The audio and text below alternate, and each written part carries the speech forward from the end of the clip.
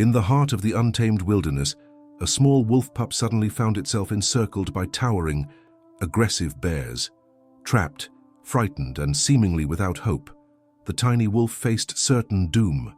But just as the situation became dire, something unimaginable unfolded, an event so extraordinary that it left everyone who witnessed it breathless. Deep within the rugged beauty of the dense, sprawling forests, life unfolds in cycles of fierce competition and gentle cooperation. It is a place where nature's raw power dictates survival, a delicate balance between predator and prey, strength and vulnerability. And within this unforgiving landscape, even the smallest creatures must find their courage or risk becoming another forgotten story in the endless wilderness. One peaceful morning, beneath the canopy of towering trees shimmering in the golden rays of dawn, a tiny wolf pup named Shadow wandered far from the safety of her family. Barely old enough to hunt, Shadow's innocent curiosity drove her toward the edge of her pack's territory, into lands that were dangerous and unknown. Unaware of the perils that lurked behind the majestic beauty, Shadow explored with boundless enthusiasm, chasing butterflies and sniffing flowers, her playful steps filled with innocence and wonder. But tranquility can shatter in an instant, especially in the wild. Without warning, the air grew heavy and tense. A silence fell, eerie and unsettling. Shadow, sensing danger too late, looked up to find herself surrounded. Towering, fearsome bears loomed around her, their massive frames dwarfing her small, fragile body. Their eyes glistened with primal intensity, their muscular limbs shifting restlessly. Each second felt like an eternity as Shadow's tiny heart raced with terror, her instincts telling her that escape was impossible.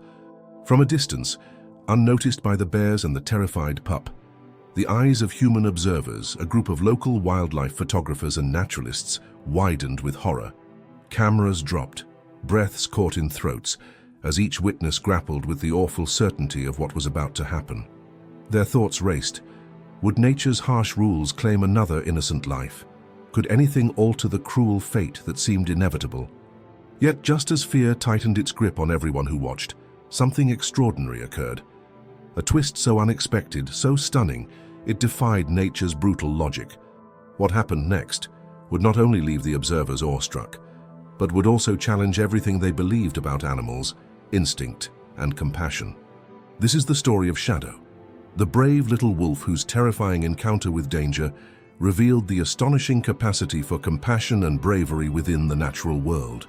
A story so compelling and unexpected, it captured the hearts of everyone who saw it unfold and sparked a conversation that extended far beyond the dense forest in which it happened. In the early light of dawn, the forest was a realm of soft whispers and gentle secrets, a place where every leaf and ray of sunlight carried the promise of a new day. Deep within this ancient woodland, the little wolf pup, Shadow, wandered further than she ever had before. Having ventured away from the protective warmth of her family, in search of something she couldn't quite name, she found herself alone on a narrow, winding path. The ground was damp with dew, and the cool mist clung to the undergrowth, blurring the boundaries between earth and sky. Shadow's fur, a mix of silvery gray and soft brown, shimmered in the early morning light as she trotted cautiously along the trail. Her eyes, still wide with youthful innocence, scanned her surroundings warily, an instinct forged from years of surviving in the wild.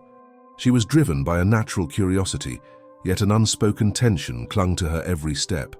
The forest, usually a place of wonder, seemed to hold its breath around her. As she moved deeper into the heart of the woods, the tranquility was abruptly shattered. A low rumbling sound, almost imperceptible at first, began to echo through the trees. The forest floor trembled slightly, and the air thickened with an unsettling energy. Shadow's ears perked up, and her heart pounded in her small chest.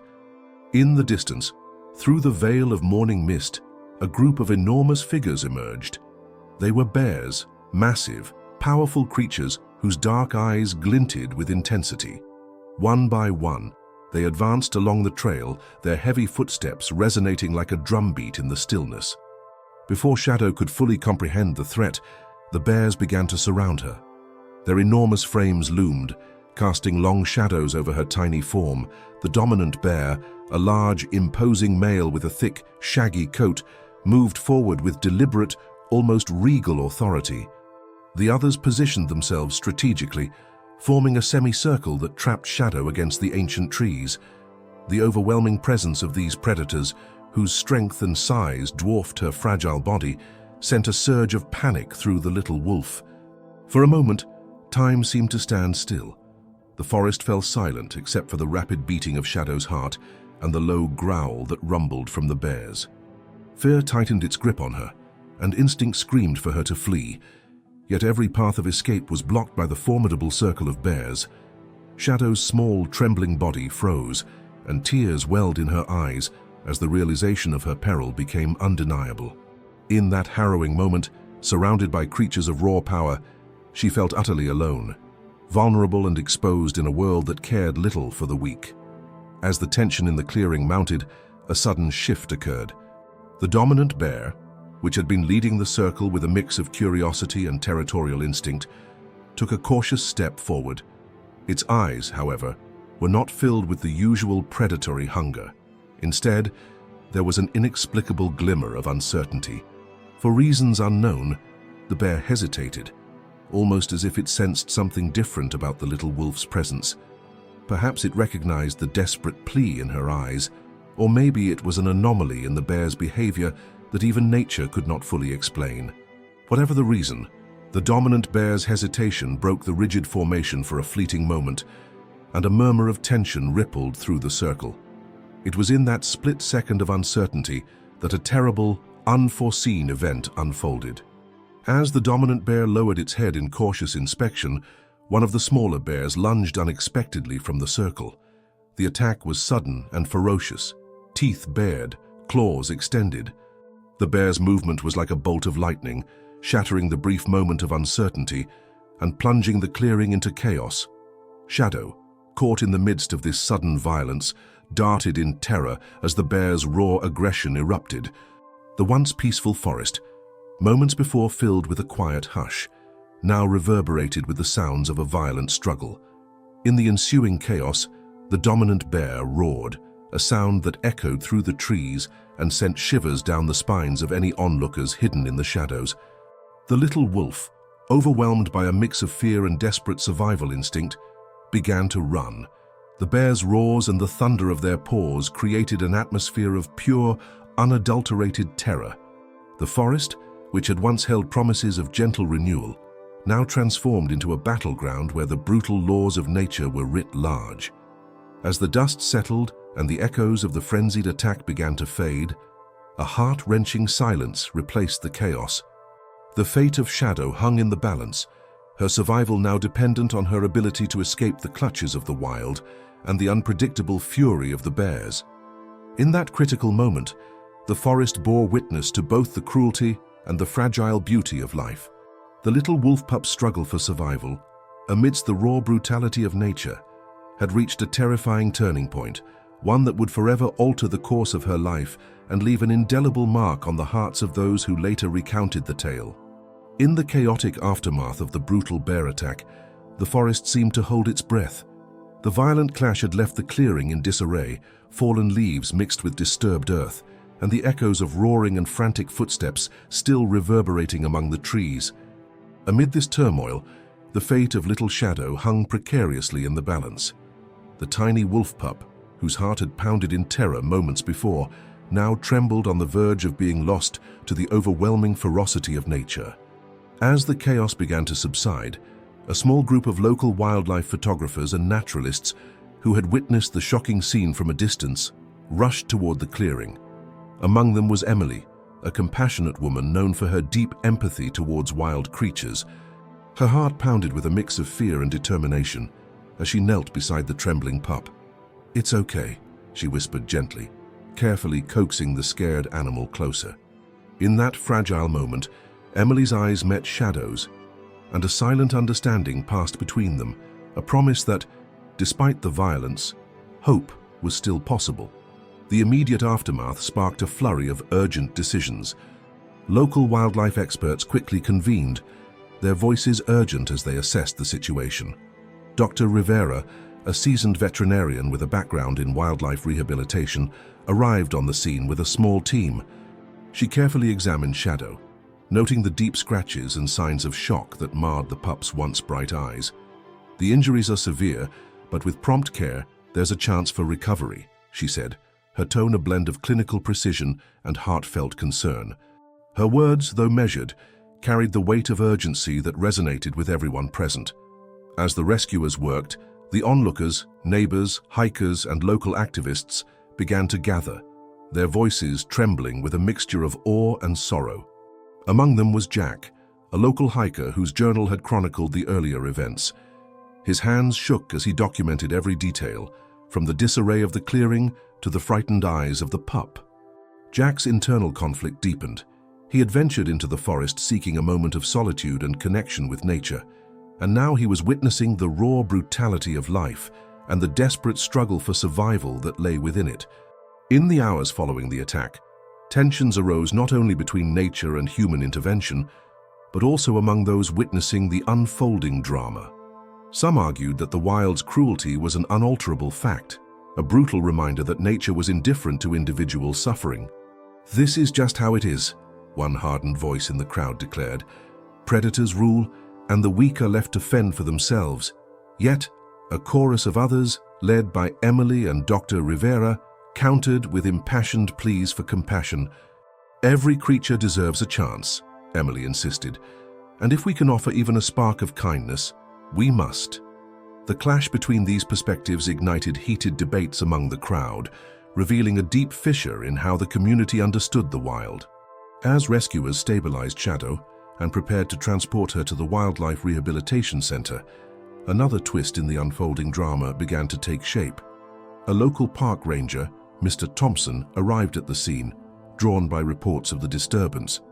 His weathered face, lined with years of experience, betrayed a mix of concern and frustration. "I've seen my fair share of violence in these woods," he said quietly, "but this was different. It was as if something in our midst had turned against the very order of nature." His observation added a layer of unease, suggesting that the attack might have been part of a larger, more sinister trend of deliberate disruption in the forest. Back at the rehabilitation center, as Shadow received immediate care, emotions ran high among those who followed the events. Social media exploded with live updates, videos of the chaotic scene, and heartfelt messages calling for wildlife protection. Hashtags like Nishul Save Shadow and Wild Compassion began trending locally, galvanizing community support and prompting a broader discussion about human responsibility in the natural world. The digital outpouring not only brought attention to the plight of a single pup, but also underscored a collective yearning for a kinder, more empathetic relationship with the wild. Within the rescue team, the emotional stakes were equally high. Dr. Rivera and her colleagues worked tirelessly to nurse Shadow back from the brink, all the while speculating about the incident's origins. Was the attack an isolated, tragic accident, or was it the result of human interference, perhaps linked to illegal activities in the region? Their hushed conversations, filled with uncertainty and determination, hinted at the possibility of an underlying conspiracy, a network of exploitation that might have left its mark on other wildlife as well. Amid these practical and emotional challenges, Emily's internal journey continued. She found herself torn between the instinct to provide care and the fear of becoming too attached to a creature whose fate was so precarious. Each night, as she sat by her window watching the rain and the gentle sway of the trees, she reflected on the fragility of life and the urgent need to protect the vulnerable. "I can't help but feel that this little pup's survival is a symbol, a call for us to rethink how we interact with nature," she confided to a close friend over the phone. Her words were a poignant reminder that sometimes the most devastating events could also kindle the brightest sparks of hope. In the midst of these conflicting emotions and practical challenges, the situation reached a critical juncture. The community, now deeply divided between acceptance of nature's brutal laws and the moral imperative to rescue and protect, was on the cusp of a collective decision that could redefine their relationship with the wild. Every new piece of evidence, every impassioned plea from the rescuers, and every heartfelt message from the digital sphere converged into one undeniable truth. The struggle for Shadow was not just about saving one animal, it was about challenging the very notion of indifference and reclaiming the power of compassion. Just when it seemed that the little wolf pup, Shadow, had reached the point of inevitable demise under the oppressive circle of bears, an eerie silence descended over the clearing. The atmosphere, already charged with tension, shifted dramatically in a way that no one could have foreseen. As the dominant bear moved forward with a predatory glint in its eyes, ready to deliver the final blow, something in the air seemed to change. Instead of the expected snarl or a burst of aggression, the bear halted abruptly. Its massive head lowered as if overcome by a sudden, inexplicable sorrow. For a long, heart-stopping moment, the forest held its breath. In that silence, the dominant bear emitted a mournful wail, a sound so haunting and filled with despair that it sent shivers down the spines of everyone watching. The cry was unlike any typical growl or roar. It was a plaintive, almost human lament that resonated deeply through the trees. The other bears, taken aback by this unexpected display of emotion, paused as well. Confusion rippled through their ranks. What could have possibly triggered such an uncharacteristic response in a creature renowned for its ferocity? As the dominant bear's sorrowful cry echoed, the tightly knit circle of bears began to fracture. One by one, the members of the group hesitated, their aggressive postures softening as they exchanged uncertain glances. The unity that had once marked their predatory line now seemed to crumble, replaced by an emerging internal discord. In the midst of this chaotic lull, the little wolf pup, already trembling with terror, watched in bewilderment as the bears, normally a formidable force, turned their attention inward. Then, in a twist that would forever change the course of events, the silence was shattered by the sudden appearance of another presence in the clearing. From the dense shadows at the forest's edge, a sleek, sinuous form emerged, a predator unlike any that had been seen that day. It was a lynx, its golden eyes glinting with a mixture of hunger and cunning. The lynx moved with a quiet, predatory grace, its muscles rippling beneath its spotted fur as it surveyed the disarray among the bears. The appearance of the lynx sent shockwaves through the clearing. The dominant bear, still reeling from its inexplicable sorrow, roared in defiance, attempting to rally its companions. But the lynx was swift and calculated. With a series of agile leaps, it darted between the disoriented bears, its claws unsheathed and ready. In a matter of heartbeats, the scene descended into chaotic violence. The once unified band of bears, now in disarray from their internal conflict, and the sudden intrusion of a new predator, began to clash amongst themselves. Growls and roars filled the air, mingling with the panicked yelps of the lynx as the situation spiraled into a frenzied melee. Shadow, the little wolf pup, who had been the central focus of the bear's initial aggression, now found herself caught in a maelstrom of violence. The frantic scuffle between the bears and the lynx left little room for escape, and for a moment it appeared that the chaos might claim her life as collateral. In the ensuing turmoil, the lynx's relentless attacks on the disoriented bears created a window of opportunity, a moment of vulnerable disarray that might yet allow the tiny pup to slip away from the deadly arena. But as the dust of the sudden battle began to settle, a terrible truth emerged from the carnage. Amid the fray, the dominant bear, weakened by the unexpected emotional outburst and the lynx's ferocious onslaught, collapsed to the ground, its massive body shuddering with labored breaths. The bear's fall was not simply the result of combat. It was as if the weight of its own sorrow had become too much to bear. In that staggering moment, the entire clearing seemed to freeze. The lynx paused mid-leap, and the remaining bears gathered uncertainly around their fallen leader, their fierce expressions softened by shock and confusion. For the witnesses, hidden among the trees and recorded by the trembling lenses of nearby wildlife photographers, the scene was both horrific and mesmerizing. The little wolf pup, previously paralyzed with fear, sensed that the dynamics had shifted irreversibly. With the dominant bear now prone, and the other bears momentarily disoriented by the sudden betrayal of their unity, an overwhelming realization began to dawn. What they had witnessed was not merely an act of nature, but a carefully orchestrated chain reaction set off by forces both within and beyond the animal kingdom. In that instant, The lynx's eyes flashed with a cold determination. It was as if the new predator had not arrived by accident, but had been drawn by the same dark forces that orchestrated the unexpected breakdown in the bear's ranks. The lynx's presence, combined with the dominant bear's collapse, revealed a disturbing possibility that the attack on the little wolf pup might have been manipulated or even exploited by unseen forces, perhaps remnants of human interference or the result of a long-forgotten perverse natural order, where predators turned against each other under certain conditions. The revelation sent a ripple of terror through the assembled witnesses.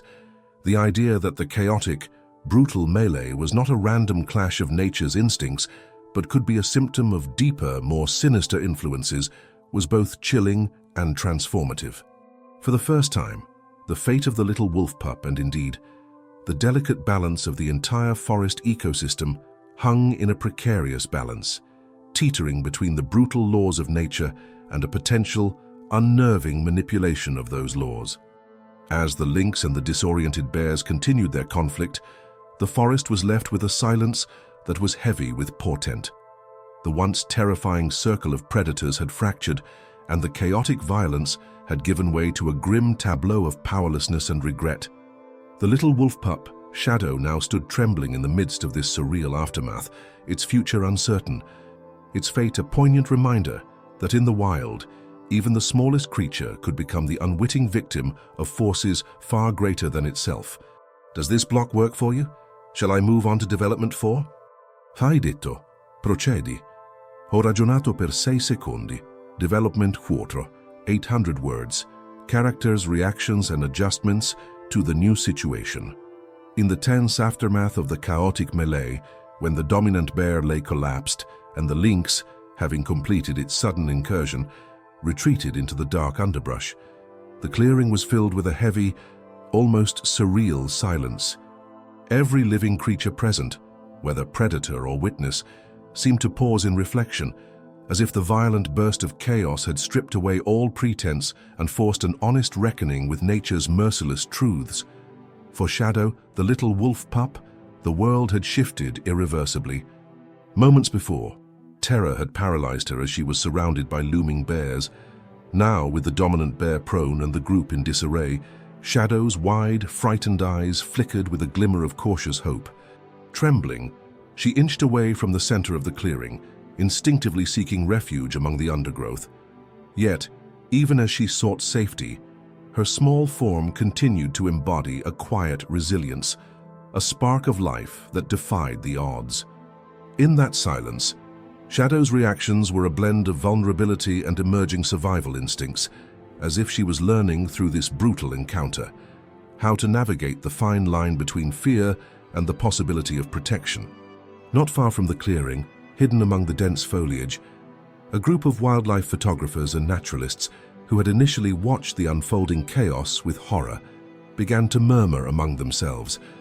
One seasoned photographer, Michael, adjusted his lens as he captured the aftermath, his hands steady despite the adrenaline still surging through his veins. "I've never seen anything like this," he whispered, his voice a mixture of awe and sorrow. "It's as if the forest itself is crying out, a cry for help, for change."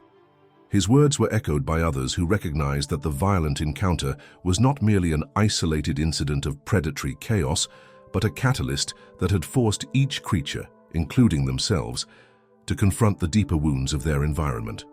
Among the human witnesses was a local naturalist, Sarah, whose empathetic nature had drawn her to the clearing. Her eyes, wide with distress, scanned the scene, the fallen bear, the retreating lynx, and the little wolf pup trembling in the dim light.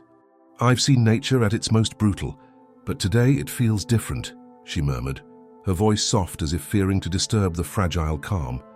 For Sarah, the incident stirred memories of her own struggles, and as she watched Shadow's tentative movements, she felt a profound kinship with the creature's fight for survival. "We must learn from this," she whispered to a colleague, "to protect not just the strong but also those who are vulnerable." Back in the heart of the forest, the reaction of the animal community was equally complex. The bears, once a united force, now shuffled uncertainly, their aggressive postures softened by confusion and the lingering impact of their leader's collapse. The dominant bear's fall had disrupted a natural hierarchy, leaving the remaining members in a state of disarray, and in that moment, even the normally ruthless predators seemed to display a fleeting vulnerability. The lynx, which had appeared suddenly and forcefully, now melted back into the shadows as if its purpose had been fulfilled. The disorganized state of the carnivores underscored a subtle yet profound message. The natural order was in flux, and the usual balance of power had been upended by forces both seen and unseen. Meanwhile, the human side of the equation was evolving rapidly. In the days that followed, local media began to recount the extraordinary events with a mix of sensationalism and empathy. Journalists interviewed eyewitnesses, and the footage of the dominant bear's sorrowful wail and the lynx's agile onslaught quickly went viral. Social media was abuzz with reactions, some viewers expressing outrage at the cruelty of the encounter, others marveling at the raw, unfiltered display of nature's complexity. Heated discussions took place online, where hashtags like #WildReckoning and #HopeForShadow trended, revealing a community divided between those who saw the incident as a tragic anomaly and those who believed it was a sign of deeper environmental imbalance. Among these voices, a few local conservationists began to question whether the violent scuffle was entirely natural or if it had been influenced by external pressures, perhaps even by human interference aimed at manipulating the delicate balance of the forest. Sometimes, explained an environmental scientist during a community forum, unusual behavior in apex predators can be a response to stressors like habitat encroachment or even illegal activities in the area. Today's events might be the tip of an iceberg that we've been ignoring for far too long. His measured words resonated with some, but were met with skepticism by others, further intensifying the debate over how best to interpret the incident. Within this turbulent milieu, Jack, who had been at the forefront of the investigation, felt the mounting pressure of responsibility. Sitting by his campfire that night, he penned fervently in his journal, his words a mixture of raw emotion and determined resolve. "Every creature in this forest is interconnected," he wrote, "and what happened today is a painful reminder that cruelty, whether by nature or human design, leaves scars on all. I fear for Shadow, yet I also see a glimmer of hope. The chaos has revealed not just the brutality of the wild, but the urgent need for compassion and protection." His reflections underscored the internal conflict that many in the community were experiencing, a clash between the acceptance of nature's harsh realities and the desperate need to act to heal the wounds inflicted by both natural forces and human greed. As the forest gradually returned to an uneasy calm, the task of rebuilding and adapting to this new reality began in earnest. The local wildlife rescue teams, now more vigilant than ever, organized patrols and increased monitoring of the area, determined to prevent further tragedies. Community meetings became more frequent, with citizens and officials engaging in heated but constructive debates on how to balance the wild's unpredictability with the need for human intervention. In every corner of the forest and every heart of the community, the questions persisted. What does it mean to protect the vulnerable? How can compassion coexist with nature's inherent brutality?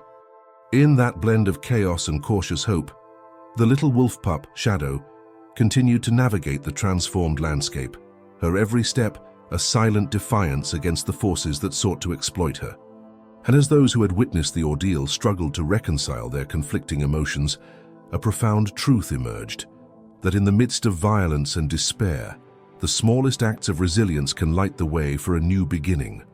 In the days following the brutal encounter that left Shadow, the little wolf pup, trembling at the mercy of ferocious bears, the immediate horror began to give way to a more complex, multi-layered narrative. What initially appeared to be a tragic, isolated incident was gradually unraveling into a web of interconnected subplots, each one hinting at a deeper, more systemic crisis affecting both the wild and the human communities that bordered it. As the chaos of the bear and lynx melee subsided, wildlife experts who arrived at the scene began to notice subtle anomalies in the disturbed ground. Beyond the obvious signs of a violent struggle, there were intricate patterns of footprints that didn't quite match the typical movement of bears or lynxes. These unusual tracks, faint yet deliberate, hinted at the possibility that a hidden force, perhaps even an unknown predator, or, shockingly, human interference, had influenced the unfolding events. A local park ranger, Mr. Thompson, noted that similar, oddly precise marks had been observed in other parts of the forest over the past few months. "I've seen paw prints that seem almost orchestrated," he confided, his tone a mixture of skepticism and concern. His observations set off a ripple of unease among his colleagues, suggesting that the violent encounter might be part of a larger pattern of disturbances that were not entirely natural. Simultaneously, as word of the event spread through the community, discussions began to shift from mere shock to an urgent call for answers. At a town hall meeting, residents and local conservationists debated fiercely whether such brutal clashes were the inevitable result of nature's harsh laws, or if there were external, perhaps even human-induced, factors at play. Many recalled similar accounts from the past, stories of injured wildlife that bore unusual wounds, and of strange disturbances in the forest that were quickly hushed up. These murmurs sparked a series of investigations by local activists who began documenting other instances where wild animals exhibited signs of deliberate harm.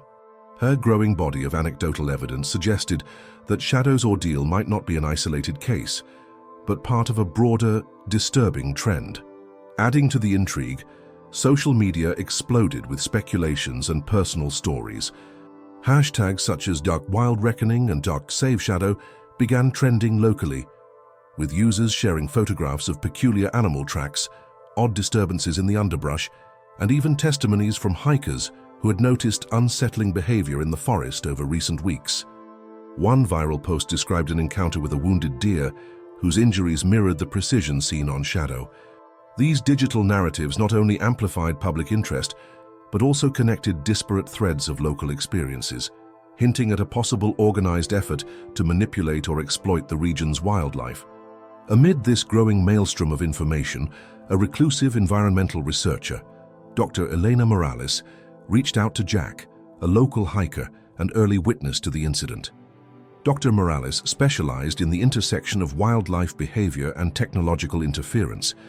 During a meeting at a small, cluttered office at the local university, she presented preliminary findings that suggested the possibility of advanced tracking devices being used in the area. "There's evidence that certain groups are employing technology to monitor and disturb the natural behavior of these animals," she explained, showing Jack data charts and satellite images that correlated with unusual activity near the site of the attack. Her research introduced a chilling subplot. If human technology was being used to manipulate wildlife, then Shadow's suffering might have been exacerbated or even orchestrated by those with nefarious interests. In parallel, local historians began to dig through old municipal records and newspaper archives. Mr. Redbird, a respected elder with an encyclopedic knowledge of the region's lore, uncovered accounts of similar incidents from decades past. These archived stories detailed mysterious episodes where wild animals appeared with precise, almost surgical injuries during times of environmental or social upheaval. Our ancestors wrote about events like this, moments when the wild itself seemed to rebel against exploitation, Mr. Redbird recounted during a community lecture. His findings lent a historical depth to the investigation, suggesting that the current incident might be part of a recurring cycle of human interference and nature's desperate, sometimes violent, reaction. Amid these layers of scientific inquiry, historical research, and digital activism, another subplot emerged from within the community itself. A group of local residents, spurred by a series of anonymous online messages posted under a pseudonym, The Guardian, began to claim that the violent disturbances in the forest were linked to illegal poaching networks. These messages, cryptic yet impassioned, described encounters with shadowy figures near the forest's edge and called for a unified response to protect the region's wildlife. The allegations resonated with those who had long been suspicious of unchecked development and exploitation in the area, further fueling the debate over how best to balance progress with preservation. In the midst of these mounting challenges, Emily's family, who had already welcomed the baby wolf Hope into their home after a heartwarming plea, found themselves confronting their own internal dilemmas. While the initial rescue had sparked overwhelming compassion, The emerging subplots introduced practical concerns. Could the unpredictable forces now at work in the forest put their newfound friend at risk? How could they reconcile their desire to nurture hope with the potential threat of broader human interference? These questions led to sleepless nights and intense discussions within the household as they weighed the responsibilities of caring for a wild creature against the potential dangers of a rapidly changing environment. All these interwoven subplots, the scientific revelations, historical echoes, digital activism, and internal family debates, served to transform the narrative from a single, isolated act of compassion into a complex tapestry of human and natural interactions. The story of Shadow, the little wolf who had once been surrounded by bears and left teetering on the edge of oblivion, was now emblematic of a larger struggle, the battle to protect the vulnerable in an environment increasingly manipulated by human greed and technology. Each new discovery added urgency to the investigation, urging the community to confront not only the immediate tragedy, but also the systemic forces that had set this chain of events in motion. In the wake of the shocking events that left little Shadow, the vulnerable wolf pup, teetering on the brink of doom, the community and the individuals involved began to grapple with a cascade of conflicting emotions and moral dilemmas. The brutal clash between the bears and the lynx had upended the natural order, leaving not only the wild predators disoriented, but also forcing every witness to confront the painful realities of life in the forest. As nature's harshness blended with hints of unseen manipulation, both the human and animal worlds found themselves embroiled in a struggle that was as much internal as it was external. Jack, who had been on the forefront of the investigation, felt a profound conflict stirring within him.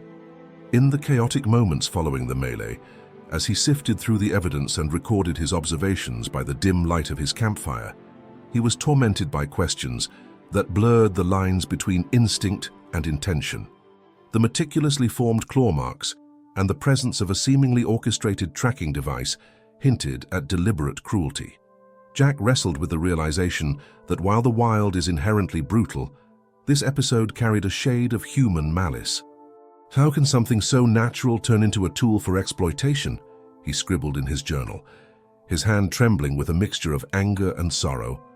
The more he delved into the mystery, the more he was forced to question not only the external forces at play, but also his own capacity for empathy and intervention. Meanwhile, Officer Ryan, whose transformation from a detached enforcer to an empathetic advocate had been steadily unfolding, found himself increasingly torn between his professional responsibilities and the raw, emotional impulse to protect every vulnerable creature. As he sat in his modest cabin after a long day of investigating, he replayed the harrowing images of the fallen dominant bear and the retreating lynx. The memory of that moment, when even the mighty bear had succumbed to sorrow, haunted him. Every living being has its breaking point, he murmured to himself, struggling with the burden of knowing that the natural world, while often indifferent, could also be manipulated by darker human hands. His inner conflict was compounded by the growing pressure from the community, whose demands for accountability clashed with the institutional need for methodical, unbiased investigation. In local town meetings, the debate became a microcosm of this broader internal struggle. Passionate activists and empathetic citizens demanded immediate action, calling for the arrest and prosecution of those responsible for such deliberate cruelty. "We must not allow our wilderness to be exploited like this," one activist declared, voice trembling with indignation. Yet, a countervailing faction of pragmatic officials urged caution, insisting that any response must be guided by thorough, indisputable evidence. "If we let our emotions drive us, we risk undermining the very justice we seek to achieve," one council member warned.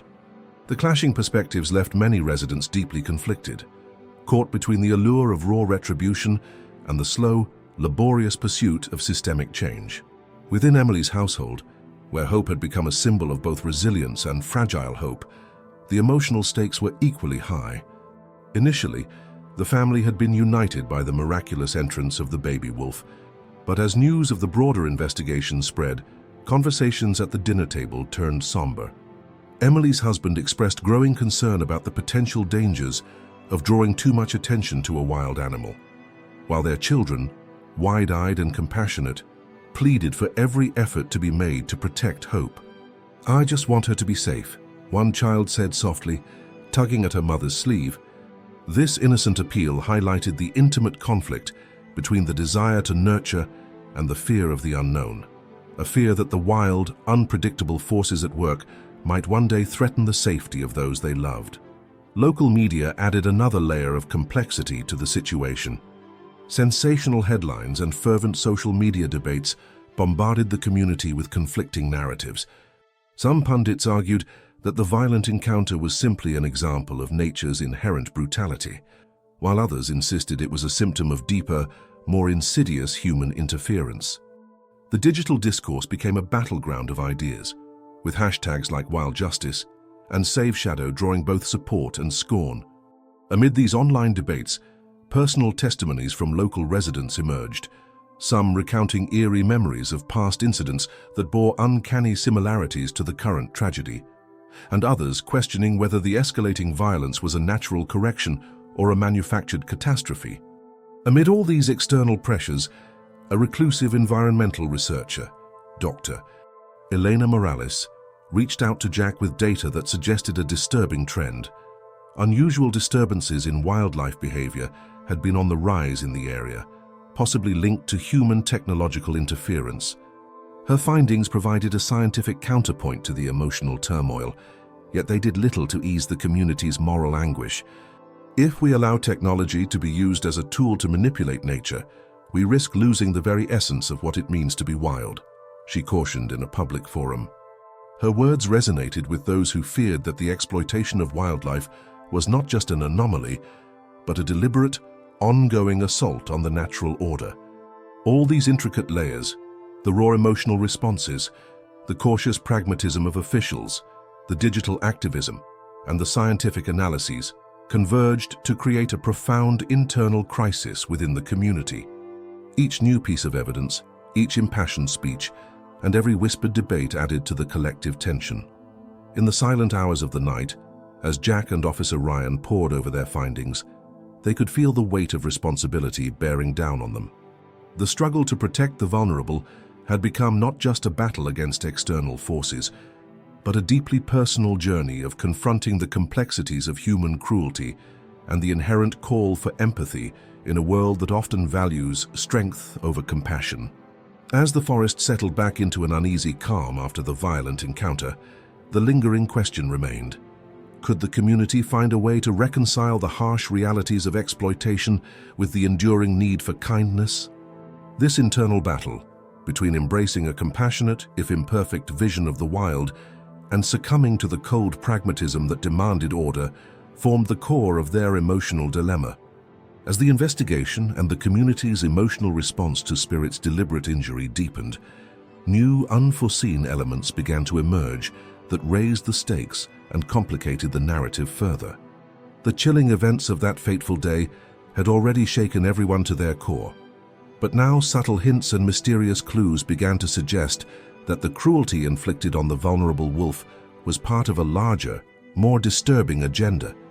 Late one evening, as Jack reviewed the latest set of photographs taken at the clearing, he noticed something peculiar in one of the images, a faint, almost imperceptible glimmer in the background near a cluster of trees. At first, he dismissed it as a trick of the light, but repeated examinations revealed a pattern.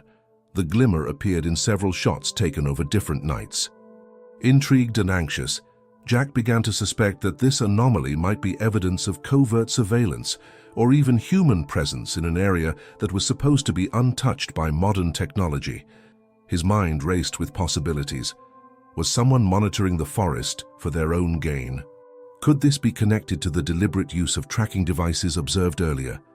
That very same night, as heavy rain pattered against the window of his makeshift camp, Jack received a text message from an unknown number. The message was brief and cryptic. "Not all eyes in the forest are wild. Look where shadows hide and the light never reaches." Accompanied by a blurred photo of a dense thicket at the forest's edge, the message sent a shiver down his spine. It was as though an unseen force was trying to communicate, a silent warning that the investigation was stirring up dangerous interests.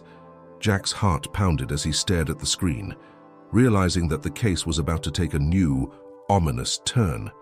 Meanwhile, Officer Ryan found himself embroiled in an intense debate during a community meeting held at the local town hall. The meeting, already heated by calls for accountability and systemic change, took on an unexpected twist when a local activist, Ms. Johnson, presented an anonymous letter she had received. The letter, scrawled in a shaky hand and signed only as The Watcher, claimed that a secretive group was using advanced technology to manipulate local wildlife populations for profit. It suggested that deliberate injuries like those inflicted on Spirit were part of a calculated effort to control and commercialize the natural world. "We cannot ignore this," Miss Johnson declared passionately. "This isn't just about one animal's suffering. It's a sign that our environment is being exploited on an industrial scale." Her words struck a chord, intensifying the emotional divide between those who demanded swift retribution and those who urged a measured, investigative approach.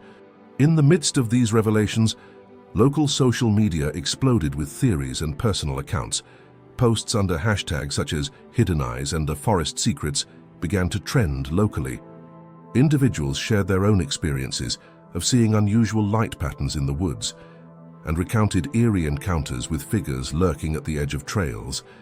One user, Nature Seeker, posted a video clip from a late-night hike showing a shadowy silhouette moving stealthily among the trees, a figure that seemed too deliberate to be a mere wanderer. These digital testimonies provided a chorus of evidence that the disturbance in the forest was not a natural anomaly, but a symptom of something far more sinister. At the same time, a reclusive local journalist, Maria Delgado, who had built her reputation on uncovering hidden stories, approached Jack with intriguing new information. Maria had been following the online chatter and had managed to trace the origin of several anonymous messages to a network of individuals with ties to local industrial interests. In a quiet, hushed meeting at a small cafe near the forest's edge, Maria revealed that she had received tips indicating that a powerful local corporation might be behind the use of surveillance and control over wildlife populations. They're using technology to monitor and possibly even manipulate the behavior of animals, she confided. The deliberate injuries we're seeing might be collateral damage in a larger operation aimed at controlling the natural resources of this area. Her revelation added a layer of corporate intrigue to the investigation, suggesting that the exploitation of the wild was not only a matter of individual cruelty, but also of calculated economic ambition. Back at Emily's home, the family's once calm haven had become a hub of nervous anticipation. Emily, who had grown increasingly protective of little Hope, began to notice subtle changes in the cub's behavior. At times, Hope would stare intently at the darkened window as if sensing an unseen presence, her ears perking up at every rustle of the wind. This behavior, combined with the emerging reports of mysterious figures and cryptic messages, left Emily wondering if the safe sanctuary they had created might soon be intruded upon by forces beyond their control. Her internal conflict deepened as she balanced her role as a compassionate caregiver with the growing fear that their act of kindness might have inadvertently drawn dangerous attention. In community forums and local gatherings, the conversation began to pivot from isolated incidents of cruelty to broader discussions about privacy, surveillance, and the commercialization of nature. Debates raged over whether the local authorities were adequately addressing these new threats, with some residents arguing that the forest was being transformed into a battleground where human technology was invading the natural world. "We must protect our wilderness not just from poachers, but from those who would use it as a means to exploit and profit," one community member passionately argued during a public debate. All these subplots, the cryptic texts, the anonymous letters, the mysterious light anomalies, and the mounting suspicions of corporate involvement, interwove to form an intricate tapestry of intrigue and foreboding. The simple act of a baby wolf pleading for shelter had now evolved into a high-stakes mystery that questioned the very nature of human interaction with the wild. Each new element added urgency to the investigation, compelling Jack as Officer Ryan and the rest of the task force to dig deeper into the murky interface of technology, exploitation, and natural life. In the aftermath of the chaotic bear and lynx melee that had left little Shadow teetering on the brink, new threads of intrigue began to weave themselves into the unfolding narrative. As the forest slowly regained its eerie calm and the echoes of the violent encounter faded into a tense silence, both human and animal witnesses were left to grapple with the deeper questions raised by that terrible day. One of the first ripples came from local wildlife enthusiasts who had been documenting unusual animal behavior over the past months. A seasoned hiker and amateur naturalist, Laura, discovered a series of oddly patterned tracks near the clearing where the attack had occurred. These tracks, unlike the erratic paw prints typically left by bears or lynxes, appeared methodical and deliberate, almost as if someone had been guiding or monitoring the movement of the predators. Laura shared her findings with Jack, who had been recording every detail in his journal. Their discussions quickly evolved into a collaborative effort to map out the anomalies, suggesting that the chaos might not have been a random act of nature after all, but a symptom of a larger, orchestrated disturbance. Around the same time, local social media erupted with stories from residents who had witnessed strange occurrences in the forest. Posts under hashtags like Furry Forest Mystery and Fog Shadow Survived began circulating, with people describing unusual light flashes between the trees and sightings of mysterious figures lurking at the forest's edge. One post by a user named Wilderness Watcher recounted an encounter with a man in dark clothing, seen setting up what appeared to be surveillance equipment near a popular trail.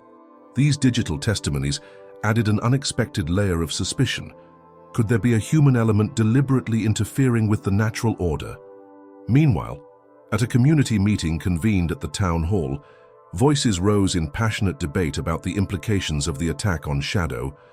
A local activist, Ms. Alvarez, argued that the incident was symptomatic of a broader pattern of wildlife exploitation. "This isn't just about a bear attack," she declared. "It's about our ecosystem being manipulated for profit. We must ask ourselves, who benefits when our wild creatures are driven to the edge?" Her words resonated with many, igniting discussions about the encroachment of technology and corporate interests into the natural world. Simultaneously, Emily, who had been deeply moved by the earlier events involving the rescued baby wolf in another story, reached out to the community to share her insights on empathy and coexistence. Although her own experience had been one of gentle rescue, she saw parallels in the vulnerability of Shadow. In a heartfelt interview with a local newspaper, she recounted how witnessing the terror and subsequent chaos had shattered her previous perceptions of the wild as an indifferent, solitary realm. "Every living creature has a story," Emily said softly. "And Shadow's struggle reminds us that the wild is not just a backdrop for survival, it's a dynamic world where even the smallest voice deserves to be heard." Adding to the multifaceted subplots, a reclusive environmental researcher, Dr.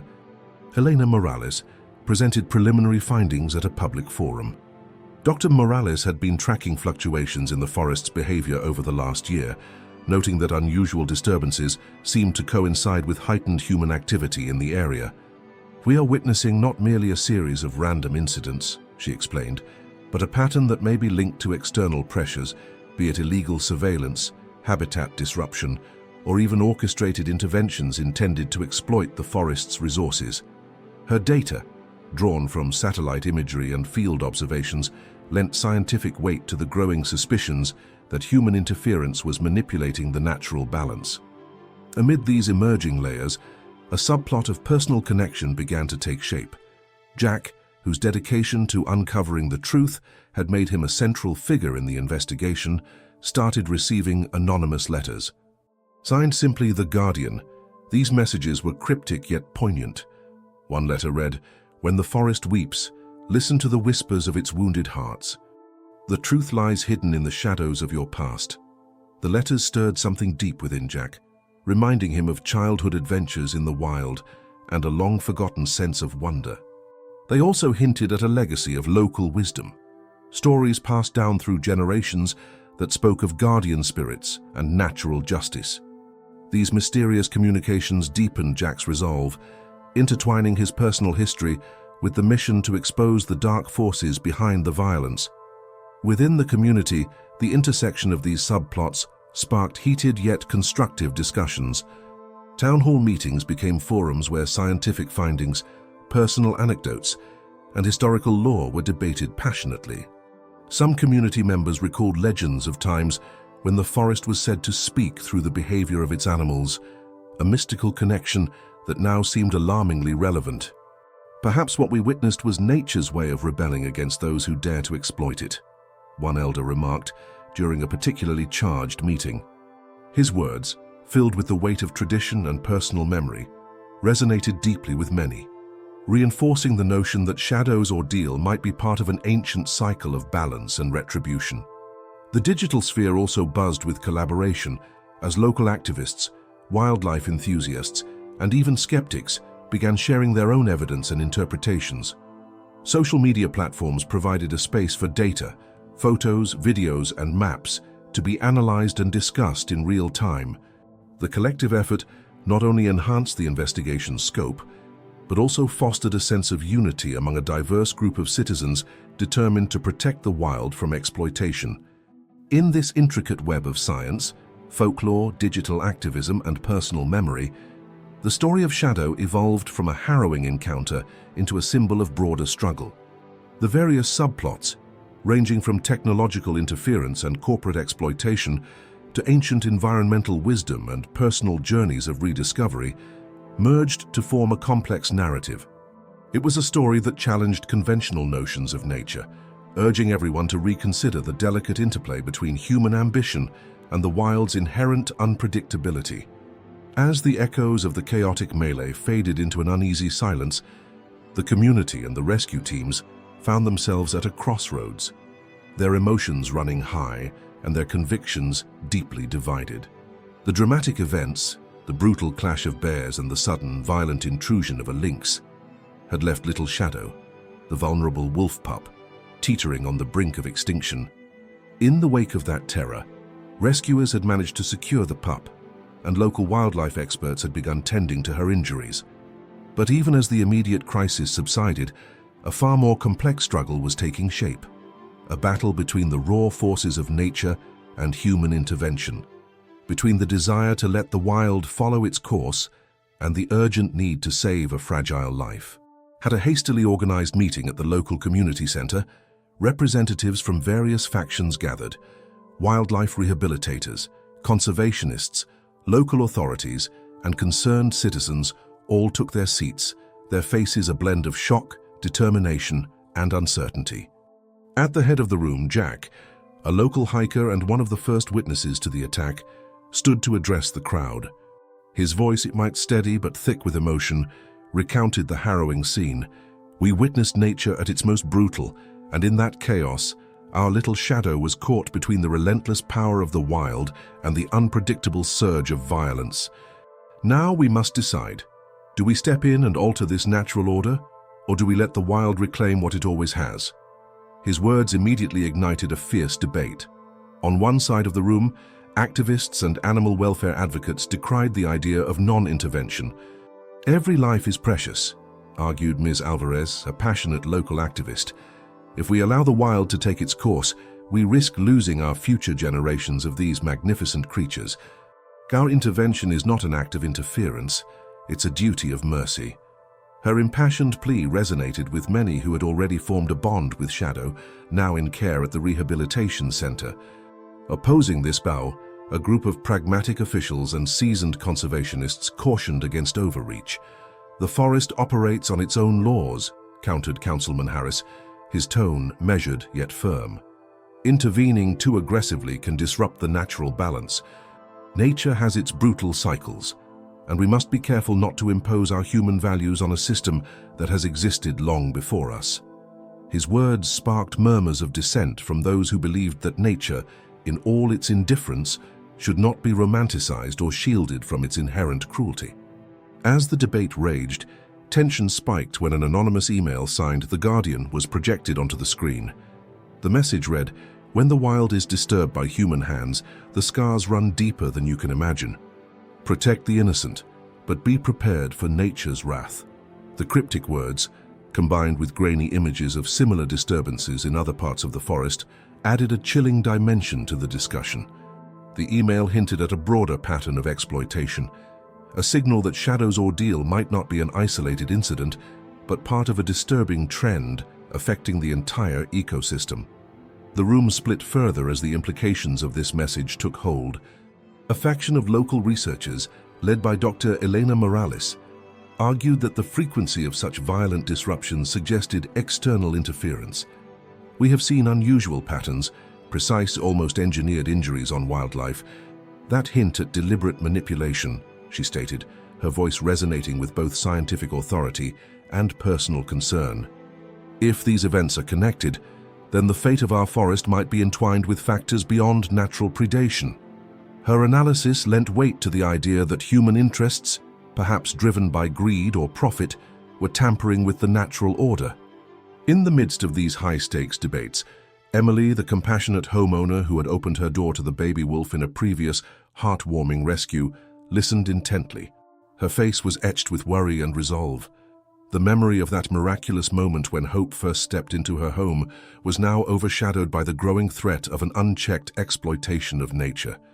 "I know what it feels like to see a creature in pain and to feel helpless," she said softly, during a quieter moment of the meeting. "But I also believe that if we intervene with care, we can not only save these lives, but also set a precedent for how we treat our wild neighbors."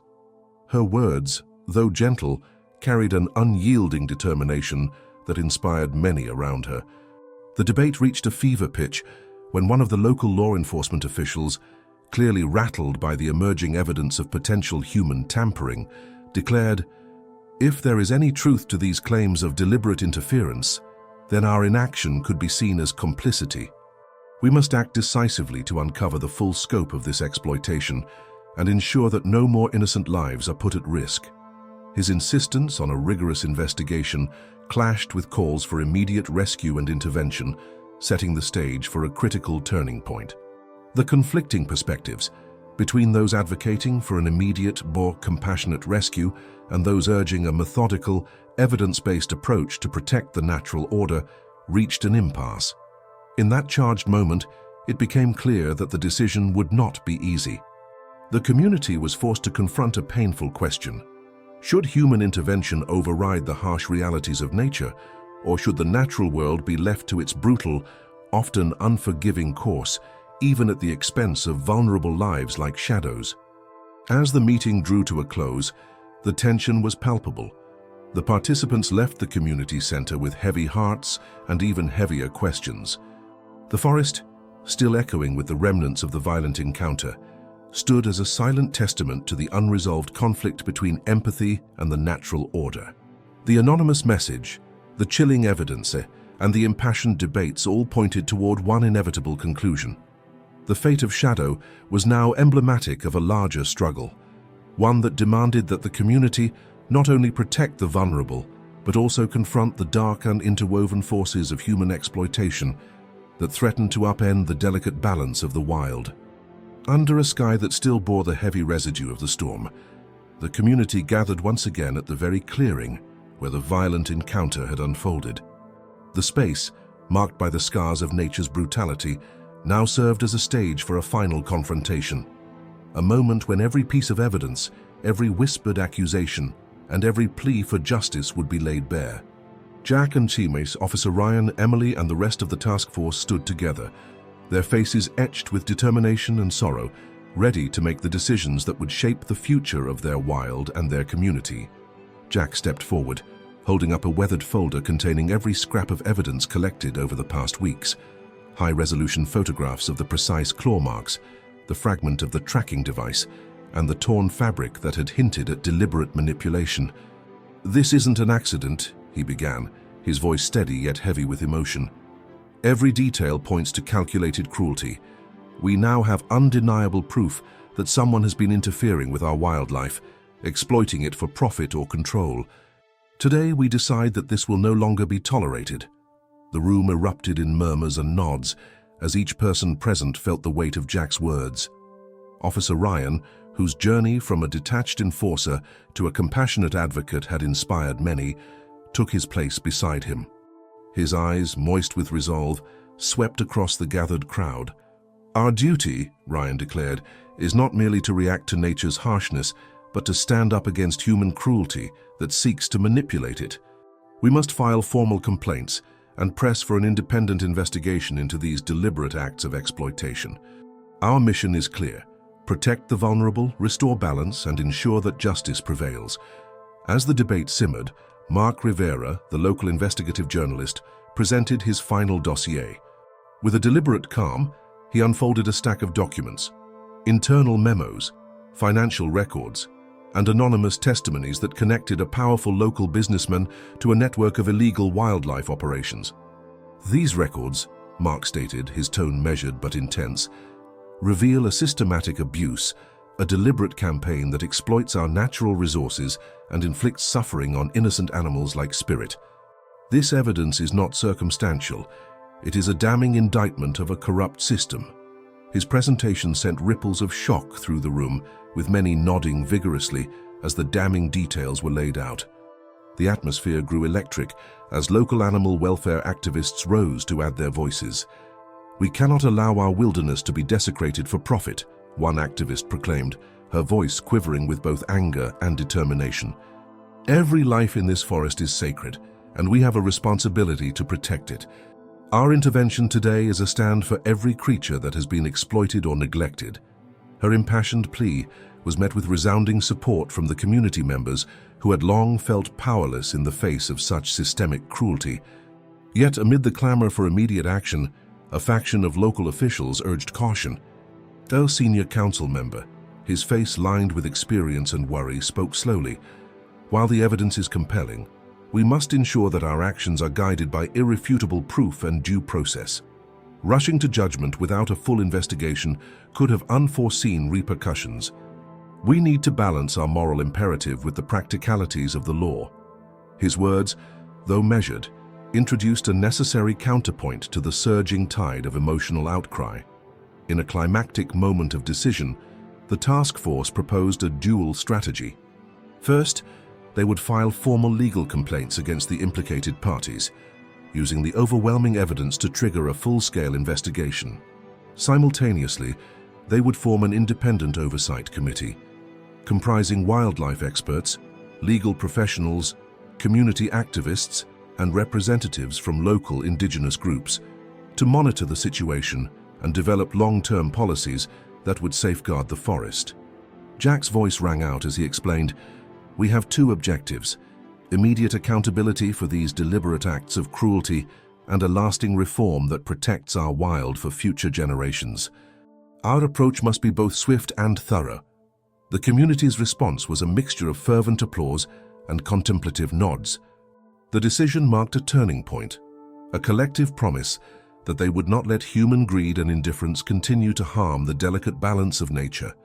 Officer Ryan's eyes, filled with resolve, met those of his colleagues as he added, "Today, we stand together to dismantle this network of exploitation. Let our actions be the beacon that lights the way for change. We owe it to Spirit, to every wounded creature, and to ourselves."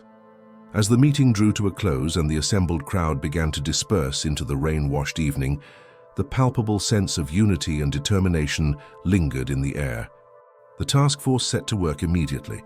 Legal teams began drafting formal complaints, and independent investigators were mobilized to trace every lead. Social media erupted with supportive messages under hashtags like "Wild Justice" and "Protect Our Wilderness," echoing the community's collective commitment to the cause. Jack lingered by the clearing for a long moment after everyone had left, his gaze fixed on the ancient oak that had silently witnessed the tumultuous events. In the quiet aftermath, he felt both the heavy burden of responsibility and the invigorating promise of a new beginning. "We have taken the first decisive step," he whispered, "and now the real work begins." His words were a personal vow to fight relentlessly for justice and to ensure that no more lives would be exploited in the shadows. This final confrontation was not just about retribution. It was a declaration of a community united by empathy, determination, and a shared vision of a future where every life was cherished. With the legal proceedings initiated and the oversight committee formed, the path forward was clear: a sustained, collective effort to restore balance and bring light to the darkest corners of exploitation. As dusk descended upon the forest, a heavy, almost oppressive silence fell over the clearing where the chaotic encounter had unfolded. The violent melee that had left the little wolf pup, Shadow, trembling amid the scattered remains of the confrontation, now set the stage for the final, critical moment. Every witness, from the wildlife photographers hidden in the underbrush to the local naturalists and rescuers who had rushed to the scene, felt the weight of the impending resolution. The forest, once alive with the sounds of panic and violence, now seemed to hold its breath in a moment of eerie, anticipatory calm. In that charged atmosphere, Jack and Officer Ryan and their team gathered around the site, their faces illuminated by the soft glow of portable lamps and the occasional flash of lightning. The ground was still muddy from the earlier chaos, the marks of aggression etched deep into the soft earth, a stark reminder of the brutal clash between nature's raw power and the unpredictable forces that had converged that day. The silence was punctuated only by the distant, fading echoes of roars and the low, mournful rustle of wind through the trees, as if the forest itself mourned the violence that had occurred. Jack, his eyes scanning the disturbed clearing, took a deep breath and stepped forward. "We've documented every detail," he said, his voice both resolute and quivering with emotion. "Every mark, every shattered piece of evidence, it all tells the same story. Shadow was caught in a struggle, not solely of nature, but of a power play between predators. And now we're here at the very edge of chaos to decide if we will let the wild take its course or if we'll intervene to restore balance and protect the vulnerable." His words resonated in the heavy air, a call to confront the harsh realities that had been laid bare. Officer Ryan, standing beside him, added with a steely determination that belied his earlier hesitation, "We've seen the brutality, and we've felt the fear. But in this moment, the fate of this little soul, Shadow, hinges on our choice. Do we let nature's cruel cycle continue unchecked, or do we take a stand for something more? Something that honors the sanctity of life, no matter how small?" His gaze swept over the gathered faces, many of them hardened by loss, others softened by the memory of compassion witnessed that day. As if to punctuate their words, the storm overhead broke through momentarily, sending a sharp beam of light through the dense canopy. In that brief illumination, the faces of the team and the outlines of the devastated clearing were revealed in stark detail. It was a moment when every emotion was laid bare: grief for the cruelty inflicted, anger at the forces that had manipulated nature, and a flicker of hope that, through decisive action, they might yet change the course of fate. In that critical juncture, a voice from within the crowd, trembling with urgency, rose to speak. It was Emily, whose compassionate act had first brought the baby wolf, Hope, into her home. "We cannot allow this violence to be the end of the story," she declared, her voice cutting through the tense silence. "Today, we choose to protect those who cannot protect themselves. Today, we decide that the wild is not a realm of unchecked cruelty, but a world where compassion can tip the scales and restore balance." Her impassioned words ignited a ripple of murmurs among the assembled crowd, reinforcing the resolve that had begun to crystallize over the past weeks. At that moment, an unexpected development unfolded that would propel the situation into its final, decisive phase. One of the local wildlife experts, Dr.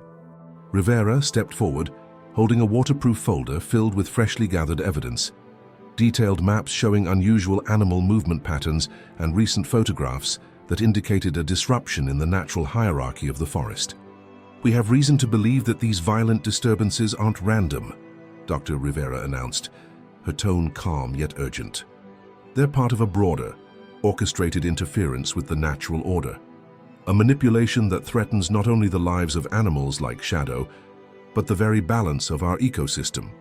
Her statement cast a new light on the encounter, transforming it from a tragic mishap into a systemic issue that demanded immediate and decisive intervention. As the weight of Dr. Rivera's words sank in, the task force exchanged determined glances. The collective anger and sorrow mingled with a newfound sense of responsibility. The community was now faced with the ultimate choice: to continue allowing nature's brutal cycles to run unchecked, or to intervene with the full force of their collective will, to dismantle the destructive forces at play and to safeguard the future of the wild. In the final, heart-stopping moments of that meeting, As rain slowed to a gentle drizzle and the storm's fury gave way to a tentative calm, Officer Ryan spoke once more, his voice steady and imbued with the promise of retribution. "We have seen the cruelty, we have felt the pain, and we have gathered the evidence. Now we must act, not just for Shadow, but for every creature that has been exploited by a system that values power over life." His words, echoing off the ancient oak and reverberating through the clearing, sealed the decision in the hearts of all present. With that declaration, the tension reached its peak, a moment of collective resolve where the community, armed with evidence and driven by a profound sense of moral duty, prepared to launch the final phase of their campaign for justice. The future of the forest, the fate of Shadow, and the promise of a renewed, compassionate coexistence now hung in the balance, ready to be determined by the decisive actions of those who dared to challenge the status quo. As the sun rose over the forest, its first warm rays gently dispelling the lingering darkness, a profound calm settled over the community, a calm born of both sorrow and resolute hope. The tumultuous events that had unfolded around the little wolf pup, Shadow, had shaken the hearts of everyone involved, leaving an indelible mark on the natural world and on the human spirit. What began as a harrowing moment when bears surrounded the vulnerable pup, followed by a violent twist and a heart-stopping confrontation, had now reached its conclusion, a conclusion that was as much about healing and renewal as it was about accountability. In the quiet aftermath, the members of the task force led by Jack, Officer Ryan, and supported by passionate activists, wildlife experts, and local community members reflected on the journey they had undertaken. The meticulous gathering of evidence, the fierce debates at town hall meetings, and the courageous confrontations in the forest had all served to reveal a deeper truth, that cruelty in the wild is not solely a matter of nature's indifference, but sometimes a product of deliberate human exploitation. This revelation, painful as it was, had unified the community with a shared commitment to protect the vulnerable and restore the delicate balance of the ecosystem. Officer Ryan, whose transformation from a detached enforcer to a compassionate guardian had been one of the most inspiring aspects of the ordeal, stood before a gathering of supporters at the newly established wildlife sanctuary. His eyes, still glistening with the memory of that final defiant moment in the clearing, conveyed a deep understanding that their work was far from over. "We have seen the brutality," he said quietly, "and we have taken our first decisive steps, but our journey does not end here. We must continue to stand together, to hold accountable those who would exploit our natural world, and to ensure that every life is treated with the respect it deserves." His words resonated not only as a call for justice, but also as a pledge to safeguard the future of the wild, a promise to protect every creature, from the mightiest bear to the smallest pup. Jack, who had documented every harrowing moment in his journal, now shared his reflections with the community. In a heartfelt speech at a local memorial service for the animals affected by the exploitation, he recalled the day when the forest was torn apart by violence and uncertainty. "That day," Jack began, his voice steady yet tinged with grief, "we witnessed nature's cruel side, but we also saw the spark of resistance. Shadow's struggle, the chaos among the bears, and even the silent plea in the eyes of every creature present. All of it was a reminder that even in the darkest moments, hope can emerge. It is our duty to nurture that hope, to ensure that no life is lost to the machinations of greed." His words, filled with raw emotion and determination, left many in the audience with a renewed sense of purpose. Local media, which had once sensationalized the brutal events, now turned its focus to the community's remarkable response. Editorials and feature stories began to emphasize the power of collective action and the importance of compassion in confronting systemic cruelty. Social media was abuzz with supportive messages and calls for continued vigilance under hashtags like Wild Justice and Protect Our Wild. The digital community, once divided by conflicting opinions, found common ground in the belief that every act of kindness could spark systemic change, a sentiment that spread like wildfire across online platforms.